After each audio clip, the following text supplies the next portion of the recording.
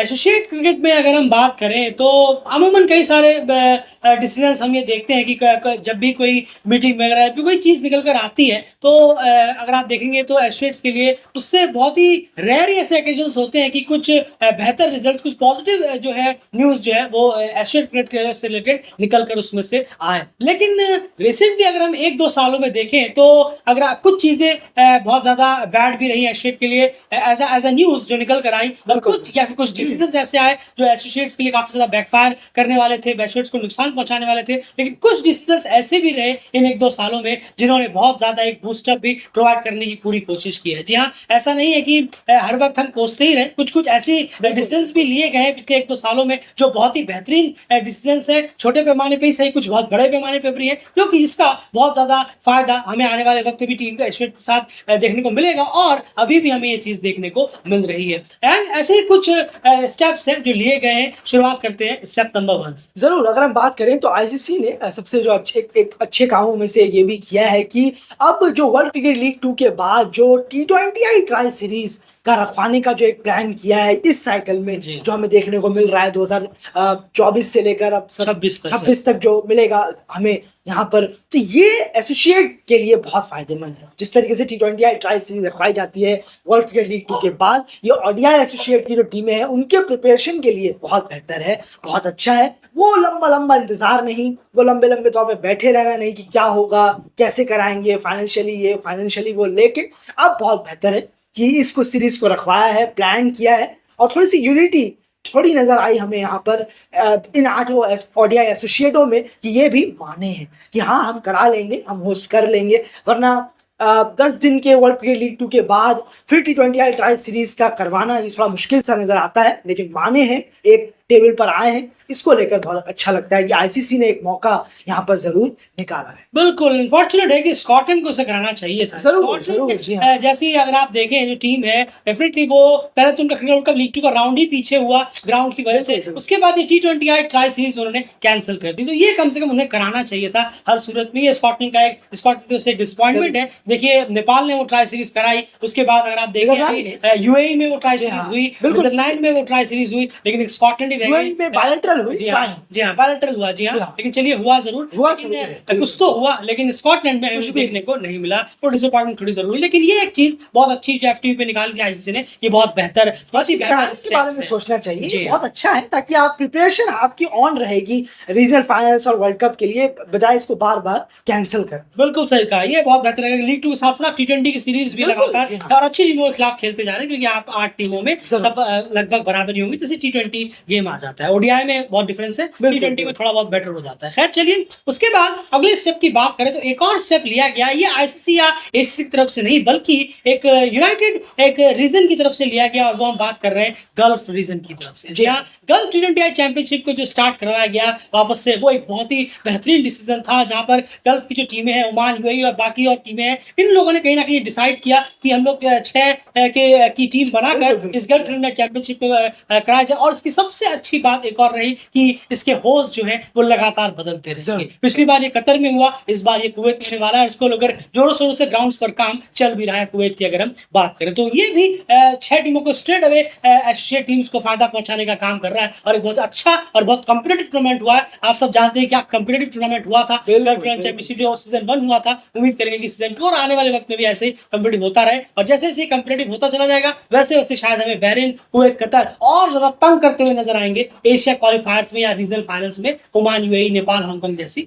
टीमों को। चलिए, ये एक स्टेप बहुत अच्छा रहा। एंड एक और स्टेप की आप बात कर रहे थे यूरोपियन क्रिकेट से रिलेटेड, समझाने की कोशिश करेंगे? नहीं, जरूर। देखिए, हम इसके बारे में थोड़ी सी बात पहले भी कर चुके हैं और इस बार एक और बार करते हैं। ये एक मास्टर स्ट्रोक रहा है यूरोपियन क्रिकेट नेटवर्क। जी हाँ, जब इन्होंने खोला था तब इसे ये T10 को लेकर काफी ज्यादा फोकस थे कि हम T10 से टीमों को जोड़ेंगे, T10 की टूर्नामेंट्स कराएंगे, और अब भी होते हैं बहुत ज्यादा फिक्सचर्स में T10 होते हैं और देशों को बुलाया जाता है, उनके प्लेयर्स वहां खेलने आते हैं, सारे प्लेयर्स यूरोपियन कंट्रीज के। पर अब पिछले 6-7 महीनों से अब एक और यहाँ पर हमें चेंजिंग देखने को मिली है। एक इनिशिएटिव जो यूरोपियन क्रिकेट नेटवर्क ने लिया है वो ये कि वो यूरोपियन टीम की T20I बायलैटरल सीरीज स्ट्रीमिंग कर रहे हैं। जी इसको लेकर बहुत शानदार है। और इतनी छोटी छोटी टीमें जो यूरोपियन में है, उनको एक बेहतरीन स्ट्रीमिंग एक पार्टनर मिला है यूरोपियन क्रिकेट नेटवर्क के तहत कि वो पूरे वर्ल्ड वाइड दिखाते हैं और शो करते हैं उन टीमों को जहां पर ज्यादा कोई फॉलो करता नहीं है। लेकिन यूरोपियन क्रिकेट नेटवर्क ने जिस तरीके का इनिशिएटिव लिया है, वाकई में शानदार है, जो देखना चाहिए। 40 से ऊपर मेंबर्स जुड़े हुए हैं उनके साथ, यूरोपियन क्रिकेट नेटवर्क के साथ। और अब वो T20I पैरेलल्स भी स्ट्रीमिंग कर रहे हैं छोटी छोटी टीमों का। इसके लिए हम डेली क्रिकेट भी बहुत बहुत उनसे काफी ज्यादा खुशी होती है देखकर कि उनको भी वर्ल्ड वाइड थोड़ा प्रेज मिल रहा है, उन्हें भी खेलता हुआ कोई देख सकता है। बिल्कुल सही कहा आपने। तो ये यूरोपियन क्रिकेट नेटवर्क एक अच्छा स्टेप है जहां पर उनकी तारीफ बिल्कुल बनती है। खैर, उसके बाद अगर बात करें तो एक और डिसीजन यहाँ पर लिया गया रिसेंटली, कुछ वक्त हो गया है, यहाँ पर एसीसी ने जापान और इंडोनेशिया को एसीसी के सारे इवेंट्स को खेलने की भी इजाजत कहीं ना कहीं दे दी। और एसीसी के इस एज अ इन्वाइटी उन्हें भी खेलने की पूरी तरह से इजाजत यहाँ पर दे दी गई है। तो ये बहुत इंटरेस्टिंग चीज रही कि जापान और इंडोनेशिया अब सिर्फ आईसीसी ईएपी के क्वालिफायर्स नहीं, बल्कि हमें ये सारे क्वालिफायर्स भी, एशिया क्वालिफायर भी खेलते हुए नजर आएंगे, चाहे वो चैलेंजर कप हो और अगर आगे क्रैक करते हैं तो प्रीमियर कप हो, ये सब चीजें भी उन्हें खेलती हुई नजर आएंगी। तो ये एक बहुत अच्छा स्टेप था जापान और इंडोनेशिया को मद्देनजर रखते हुए, जिसका फायदा हमें उसके साथ साथ शायद देखने को जरूर मिलेगा। उसके बाद एंड अगला पॉइंट कौन सा प्रेजेंट कर रहे हैं? जरूर देखिए, उसके बाद एक अचानक बहुत एक बड़ी न्यूज मिली हमें कि थोड़ा जो प्रिपेयर कर रहा था, आईसीसी भी तैयारी कर रहा था, वो था ओलंपिक्स से रिलेटेड। काफी ज्यादा चर्चाएं थी कि ओलंपिक्स में जाएंगे, इतनी टीमें वगैरह वगैरह, ओलंपिक्स में नाम आएगा। आखिरकार आया 2028 के लिए, क्रिकेट को भी इसमें शामिल कर ले। और 5 स्पोर्ट्स के साथ, 3 स्पोर्ट्स के साथ एक क्रिकेट भी है, तो 4 स्पोर्ट्स नए हमें 2028 ओलंपिक्स में देखने को मिलेंगे। तो खैर, इसमें टीमों को, सारी टीमों को बहुत फायदा हुआ है। जिन जिन टीमों की ओलंपिक में जब जाते हैं देश अपने आप को रिप्रेजेंट करने, तो गवर्नमेंट फंड देती है।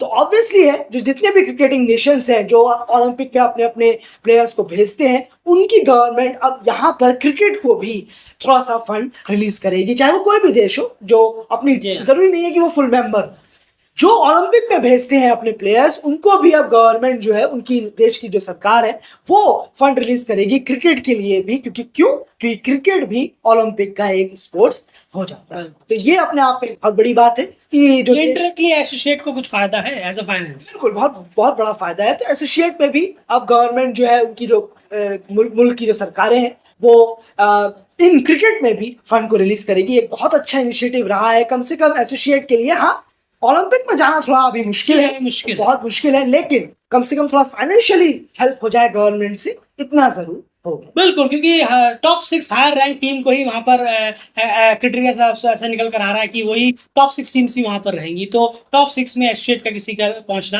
ये नामुमकिन सा है अभी के लिए। जब तक रूल्स चेंज नहीं होते, जब तक फिलहाल ओलंपिक्स में हम एसोसिएट टीम्स को नहीं देख पाएंगे। खैर, उसके बाद अब यहाँ पर आगे बात करें, T20 वर्ल्ड कप को 20 टीमों का कर देना, ये एक बहुत ही बेहतरीन स्टेप रहा आईसीसी का, जहां पर उन्होंने T20 वर्ल्ड कप को सीधा 20 टीमों में जाकर खड़ा किया। और इस बार उसका नतीजा हमने ये देखा कि इस बार 9 एसोसिएट टीम पहुंचने में कामयाब हुई। जी हाँ, उसका नतीजा 8 एसोसिएट टीम होती है, लेकिन एक एसोसिएट टीम ने एक्स्ट्राऑर्डिनरी परफॉर्मेंस देकर जिम्बाब्वे से वो उसका स्पॉट छीना, तो इसलिए 9 एसोसिएट टीम यहाँ पर हो गई। 9 वर्सेस 11 ये हमें देखने को मिला इस बार, full members versus associate member 2024 के T20 वर्ल्ड कप में। तो ये एक बहुत अच्छा रहा कि 20 टीमों का इसे कर दिया गया और 4 टीमें यहाँ पर और ज्यादा कहीं ना कहीं एसोसिएट्स की बढ़ती हुई चली गई। एंड नेक्स्ट जरूर इसी से रिलेटेड, वर्ल्ड कप से रिलेटेड, लेकिन फॉर्मेट को अगर हम बदल दें, ओडीआई वर्ल्ड कप में अब 14 टीमें जो करी गई हैं 2027 के लिए, ये एक बहुत अच्छा स्टेप है। अब ये कितना होगा, क्या होगा, 2031 में होगा, ये सब बात की बातें हैं। लेकिन अभी अगर हम देखें इस साइकिल में,